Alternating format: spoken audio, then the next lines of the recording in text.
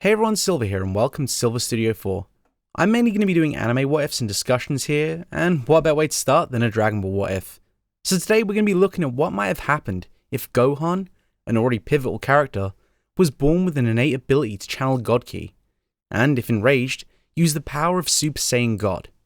I was going to originally make it so that he was stuck in Super Saiyan God from birth, but honestly, I feel like that would ruin the overall narrative all the way up to the Battle of Gods, so we're going to be replacing his Rage Boost moments with Super Saiyan God moments. Without much further ado, let's get right into it. The beginning of Z starts very similar to how it does in the original, with the exception of Gohan's hair changing colour during the waterfall scene of the intro. This is the first inkling that Goku has seen that there's something up with Gohan. During that split-second window, Gohan's ki disappeared altogether. He was left unscathed nonetheless, so Goku didn't ask too many questions. Later on, after returning home, Goku and Gohan head to Kame House to hang out with the old gang. During this catch-up period, we see the arrival of Raditz, who, much like the original, knocks Krillin through a wall and makes off with Gohan. Following this, Piccolo arrives on the scene and agrees to team up with Goku. They both make their way to Raditz's location and engage him. The fight goes exactly the same as before, with a slight twist this time. Raditz doesn't get a warning from his scouter about a rising power level. Instead, the only warning he receives is a swift hole in his chest. He looks down to see the gaping hole before collapsing to the floor and getting a quick glimpse of what took him out. Gohan, standing there with red hair and a glowing aura, and a completely undetectable power level. Poor Raditz never stood a chance. Even if we lowball both the Super Saiyan God multiplier and Gohan's base power to the literal minimum, he would still be in the 10,000 range, making Raditz around 1/8 of his power in this state. Of course, Gohan quickly drops out of this state and passes out, but Goku and Piccolo are left absolutely awestruck. Raditz then gives his obligatory warning about Vegeta and Nappa, and succumbs to his wounds. Following all of this, instead of Goku heading to King Kai's like he does in the original timeline, he stays to train with both Piccolo and Gohan, now armed with the knowledge of Gohan's potential. Of course, Chi-Chi isn't too pleased about her baby boy being trained to be a brute, but quickly accepts that he was the one to beat Raditz, something she wasn't too pleased to hear, and is going to need to help out in this situation. A few months pass, and Gohan has the basics of combat almost down, thanks to having both Goku and Piccolo training him, which means, while he still had some brutal moments, for the most part, Goku kept Piccolo in check. At this point, Goku and Piccolo have reached a solid power level of 2,000 each, all while training Gohan up, who at this point is on par with how the two were at the start of Z. With only 9 months left until the Saiyans arrive, they have to start training more seriously, which fortunately is a lot easier now that Gohan has some fighting technique. Just under 9 more months pass, and Kami contacts the gang to inform them that the Saiyans are now arriving. Goku boasting a modest power level of 12,000, which is down to the fact that instead of spending his time learning techniques, he developed his actual raw power instead, and Piccolo rocking a much heavier power level of 9,000 himself.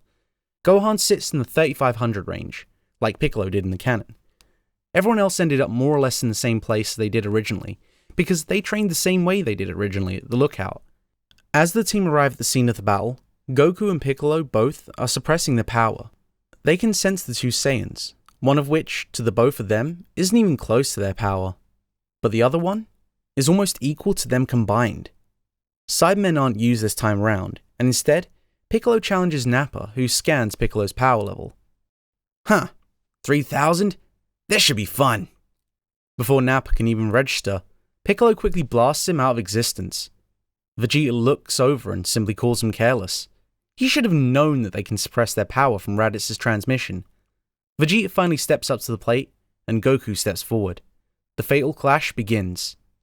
The battle goes fairly similarly to the original, but leaning far more heavily in Vegeta's favour, to the point that Vegeta, seeing the gap between his and Goku's full power, invites Piccolo to join to make it more interesting for himself.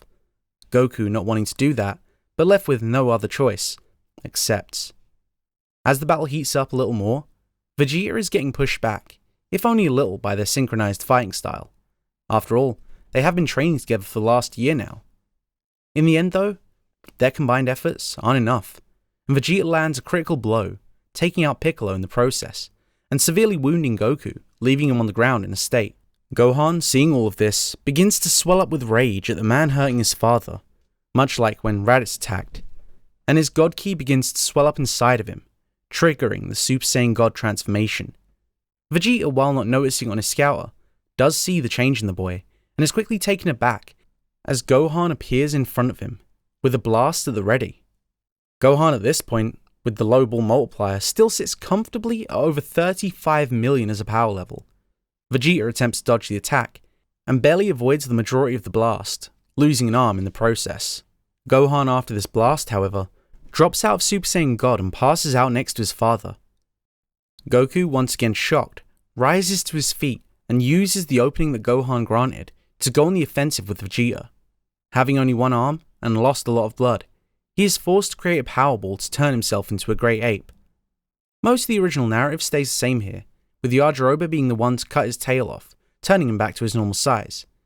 Goku, due to not having exhausted himself with the Kaioken, manages to get Vegeta with a Kamehameha, rendering him into a near-death-like state. But, much like the original, Goku allows Vegeta to escape. And that's where we'll be leaving things for now. If you enjoyed this What If, make sure to leave a like, and I would love to hear your thoughts too in the comment section below. Thanks for watching, and I'll see you in the next one. Take care now.